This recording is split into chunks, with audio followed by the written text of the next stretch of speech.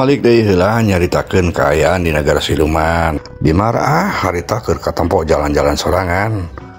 Hayang nyaho cenah nempuan kaayaan di sakuling karaton siluman.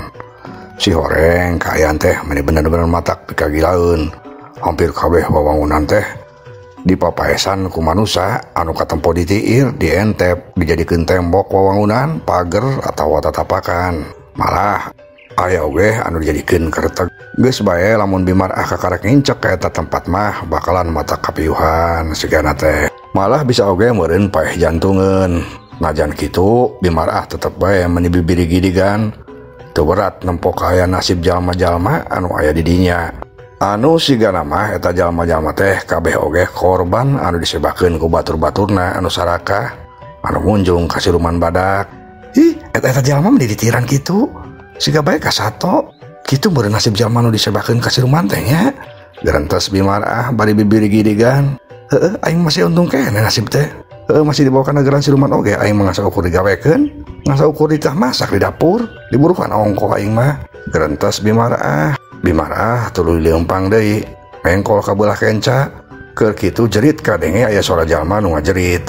Tulung ieu nyeri, ulang cek awak kuring, tulung. Bimara reuas. Luncat ka pinggir, barang direret breh teh si horeng anu ngajerit teh Mang Sura. Jalma salemburna malah tatangga anu geus sila kagegerkeun maot teh di lemburna mah. Ayeuna si horeng geuning aya di dieu, awak Mang Sura teh dijadikeun tatapakan. Bimara meni ngajenghok. Mang Sura eta teh? Cek Bimara. Nya kuring Bimara, tulungan kuring. Tembal eta jalma. Nah teu aya di dieu Mang. Kapan Mang Sura teh geus maot lain? Tacan, kuring mah tacan maot ieu. Tah tempo aya nasib kuring kieu. Disebakeun tah ku si Radia jeung si Edoh. Tulungan Bimara, tulungan. Cek Mang Sura deui. Bimara kaget, karunya ka Mang Sura jeung ngarasa ambek oge ka Bah Radia jeung Ambu Edoh anu geus telengas nyewakeun jalma salembur ka siluman badak. Karunya teuing Mang Sura, engke sugan ku kuring bisa ditulungan. Kuring rek ngomong ka Prabu Durakumala. Raja siluman di dieu anu ngawasa di dieu. Cek Bimara. Nya oma tulungan kuring Bimara. Nya Mang Sura nya duakeun we kuringna ka kasalamet. Ulah sampai nasib kuring sarua jeung Mang Sura supaya kuringna bisa nulungan. Didungakeun ku kuring be. Tapi ari Bimara kunaon aya di dieu? Jeung nah Bimara mah teh sampai dihukum kos kuring geuning. Panjang ari lakonna mah Mang Sura. Geus engke bae ari caritakeun mah ari aya waktu. Anu jelas mah ayeuna kuring di dieu teh ngan saukur ditah jadi tukang masak. Lantaran Raja Siluman Ontorohodna teh rek kawin cenah jeung si Lasmaya anakna si Radia teh. Bimara teu kebat nya di tanah deui lantaran rentang-rentang katempo aya dua urang gulang-gulang anu keuleumpang ka palebah dinya. Bimara meni leuwas. Kayak dia ngomongna Mang Sura, itu tuh aya gulang-gulang tuh kadiekeun. Bisa caruregain ka urang. Kayaknya Mang nya. Nya atuh Bimara. Ngan oge kuring ngabejaan. Kuring ada ngabeja, si Edoh jeung Palaboy oge aya di dieu, dikerem di penjara. Cek Mang Sura. Bimara kaget ngadenge Ambu Edoh aya di dinya teh, tapi barang rek nanyakeun deui, kaburu datang manteng dua gulang-gulang anu katempo tadi. Eta dua gulang-gulang teh heran, langsung nanya bari popolotot ka Bimara. Wah, sia manusia. Kuna sia di dieu, ha? Kapan maneh teh kudu jadi tukang masak di dapur lain? Sia rek coba-coba kabur sugan, ha? Cek eta gulang-gulang anu saurangna. Atuh Bimara teh meni seueul ditanya ku gulang-gulang anu bari popolotot kitu teh. Bimara malik nyentak. Jeh, sia teh saropan sia wani nyentak ka kami.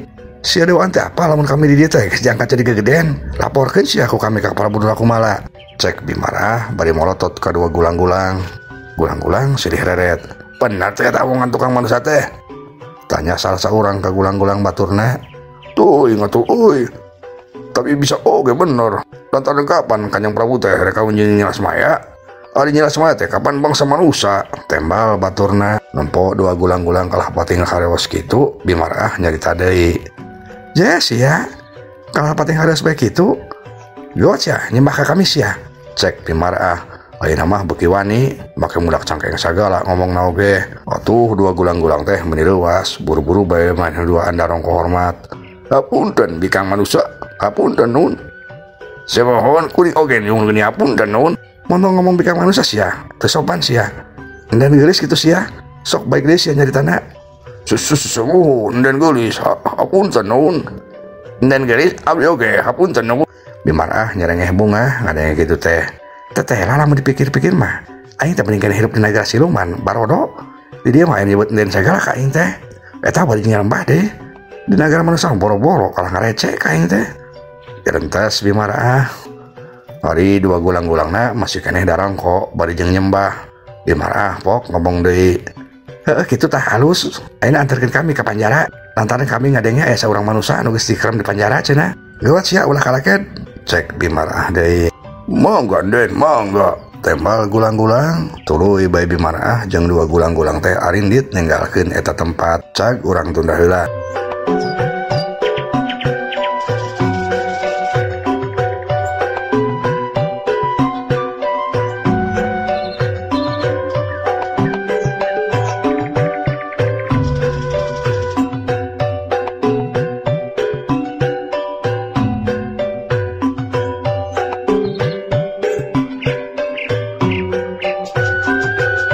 Ayeuna cuang caturkeun heula si Ekek manehna katampo kursus lenepan di jero karaton neangan patih kalageni. Pas marenganna teh teu hese neanganna ngendek sakedeung oge patih kalageni teh geus kapanggih keunang tu sorangan di salah sahiji rohangan. Si Ekek meuni bunga langsung bae ngageroan ki patih. Ki patih keuna sorangan euy. Cek si Ekek patih kalageni anu keur satengah halamun ngarenjag. Oh sila aing Ekek ngeurewas besia. Tapi halus kalau sama nama kenugeun lain euy. Tembal patih kalageni bari malik ka si Ekek. Alah ki patih make ngalamun sagala. Ngalamun naon atuh bari nage. Ku dewek teh mikirin nyilas maya euy. Bisi teu beunang ku kula, bisi beunang na kuda ka Prabu. Geus moal ki patih. Antara nyilas mayana eta mah geus omongan ka uing. Kumaha euy cenah euy, kumaha euy. Rek milih kula ta rek milih ka Prabu cenah. Ari nyebut narek milih sasama teu. Ori geus kumaha tuh sia. Cek nilas maya teh ye ki patih kieu cenah. Nilas maya mah hayang nyaho heula saha nu leuwih sakti, saha nu leuwih gagah. Nah ki patih ta Prabu Durakumala. Jadi ki patih jeung Prabu Durakumala teh kudu tarung heula. Saha nu meunang eta nu rek dipilih ku nilas maya cenah. Cek si Ekek meni daria ngomongna teh. Atuh patih kalageni teh meni ngahuleng. Si Ekek nyarita deui. Nah kalah ngahuleng atuh ki patih. Teu wani sugan lamun tarung jeung Prabu Durakumala teh. Atuh euy, kuda moal mungkin meunang lamun kudu tarung jeung Raka Prabu mah. Manehna leuwih sakti tibatan kula. Alah, hari ki patih sok langsung bae komeok meh dipacok. Ulah sieun ki patih. Uing geus boga carana nu halus ki patih. Pokona ki patih bakal meunang. Patih kalageni curing hak. Tuh. Kumaha euy carana euy? Kieu ki patih. Ayeuna indung kaula aya di dieu. Dijadikeun tukang asak-asak dahareun di dieu ku Prabu Durakumala.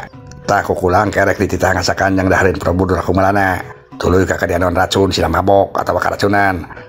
Lamun geus karacunan atawa mabok, geuwat sadang ku ki patih. Pan ki patih pasti meunang. Terus kerem di penjara kena. Lamun geus kitu mah ki patih bakal meunang 2 keuntungan. Bisa meunang ke jelas maya, terus bisa jadi raja ongkoh. Kumaha karti euy? Cek si Ekek. Patih kalageni unggut-unggutan bunga. Bener pisan euy. Ka hati. Si oreng maneh teh pinter geuning Ekek. Atau uing mati orok oge pinter ki patih. Bener. Gua ayeuna percaya ka maneh euy, ayeuna geus disabar. Hayang guat yang kalak Raka Prabu. Nya geus tenang bae ki patih. Sabar sakedeung ngabiasina halus. Nya atuh kumaha cek maneh bae. Ulah nurut euy Ekek. Cek patih kalageni bari nepakan tak-tak si Ekek. Cag urang tunda heula.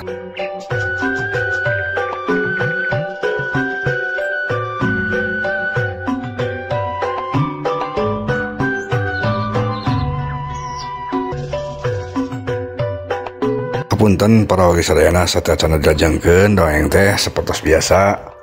Pribados bade kintun-kintun heula salam kanu tos komen dina acara dongeng Sunda gara-gara salah wadal bagian ka-43. Kapiatur salam anu kahiji ka Teh Nia Kurniasih alias Nyai Kuncen ya, sareng ake kuncena Kang Arif Pinaura. Hatur nuhun parantos ngarojong teras channel Budaya Sunda Panendengan. Teh Hilap oge Ibu Asih hatur nuhun ngarojong teras channel Budaya Sunda Panendengan. Teh Eni Soheni di Batam hatur nuhun. Sri Hartati di Purwakarta hatur nuhun. Sari Rosyati di Dago hatur nuhun.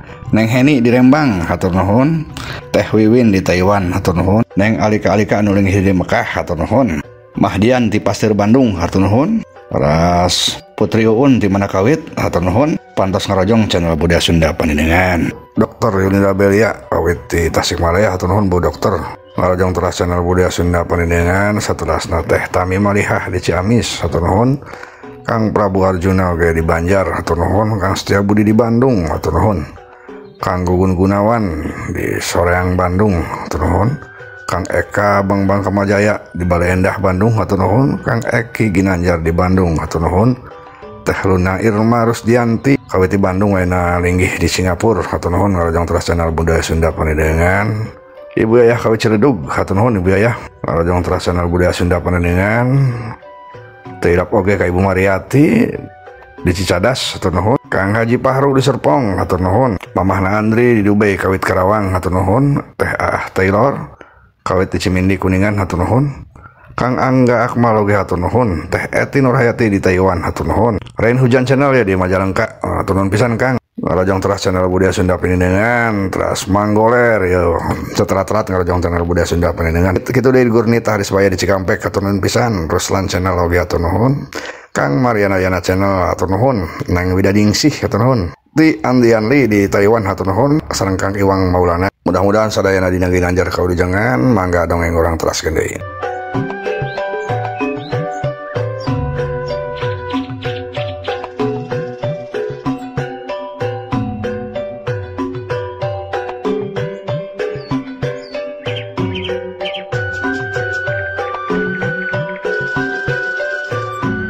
Ayeuna cuang nyaritakeun heula kaayaan di alam manusia. Harita kaayaan teh keur mujihna tengah peuting. Anjing terus babaung, kadengena sada beuki deukeut, dituturkeun ku suara angin anu gelebug meni pating saleor. Tatangkalan pating pelenod, malah imah-imah panggung oge kadenge pating rarekot. Kaayaan bener-bener mata ketir. Dina kaayaan kitu Baradia Pak RT tua kampung jeung kulisi desa katut manguman keur laleumpang anu maksudna mah rek nepungan Aki Dusni di lembur Cipeuteuy. Atuh madenge sora anjing teh maranehna meni reuwas bulu pundukna karasa pating puringkak tuur karasa leuleus. Kumaha ieu Pak RT? Tuluykeun ta ulah asa kukureankeun geuning Abah mah. Cek Baradia. Nya puguh bah. Ya bulu punduk oge asa ngewig-wig, jeung batur oge karasa leuleus. Kudu kumaha atuh nya patua? Pak RT malik nanya ka tua kampung. Atuh kumaha ayeuna mah? Masih balik deui ka imah oge, angger bae bakal sieun. Kumaha lamun makhluk sabangsaning silumanang malah ngadatangan ka imah? Ayeuna mah geus kapalang lah, cuang tuluykeun bae euy. Tembal tua kampung, terus nama jalma-jalma teh nuluykeun deui lalampahna. Ngan leumpangna teh bet siga bolon bae ayeuna mah, pagenjang-genjang leungeun parahi embung ti hareup atawa ti tukang.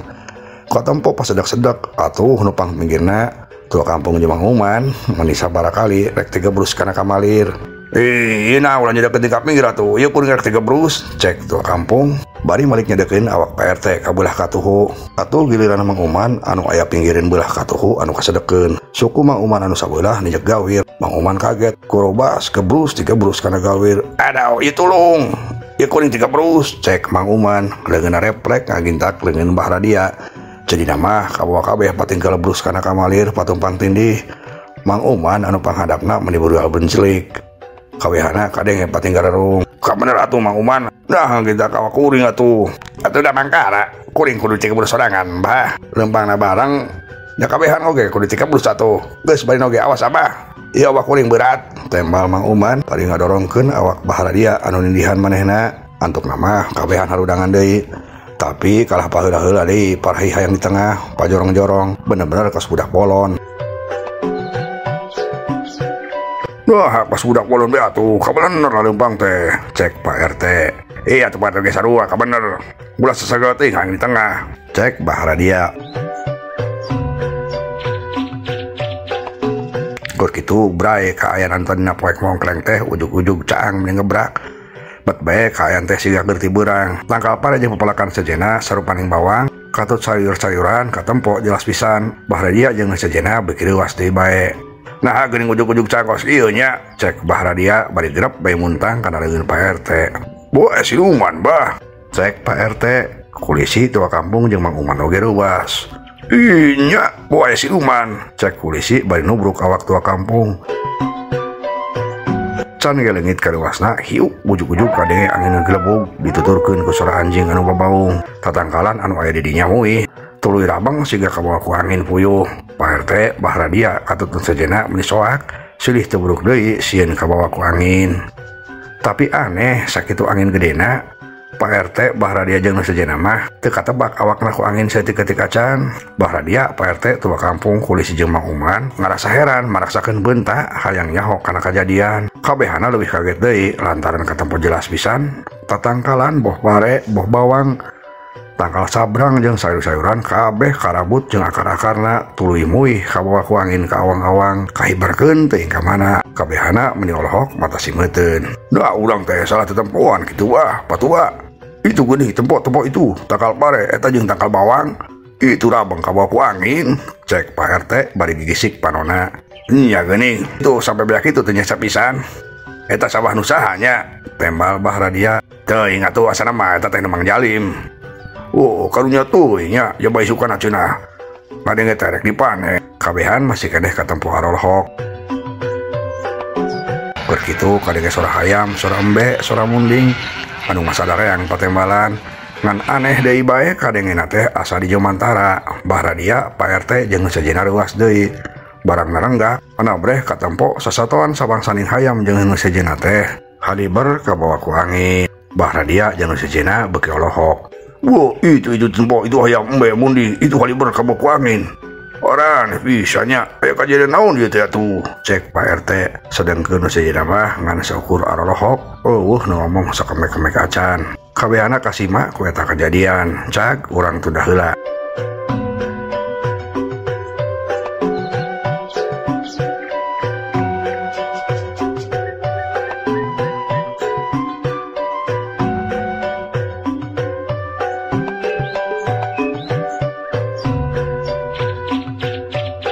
Kayaan geusnya da kaisuknakeun.